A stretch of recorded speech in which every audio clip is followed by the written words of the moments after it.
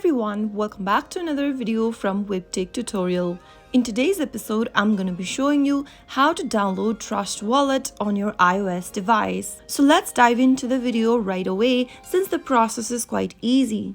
Open your App Store from your app drawer and then go to the search box and type in Trust Wallet. In the search result, look for this application. Now tap on the download button to begin downloading Trust Wallet on your iOS device. Trust Wallet is known to be the popular and browser-based cryptocurrency wallet that allows you to store, send, and receive various cryptocurrencies, including Bitcoin, Ethereum, and many more. Once the application is downloaded, tap on Open to launch Open Trust Wallet on your iOS device. Now you can tap on the Get Started button, follow through the prompts, sign into an existing wallet or create a new wallet. So that is how you can easily download Trust Wallet application on your iPhone within a few minutes. If you found the video to be helpful, go ahead and give us a thumbs up. Don't forget to subscribe to our channel by hitting the subscribe button.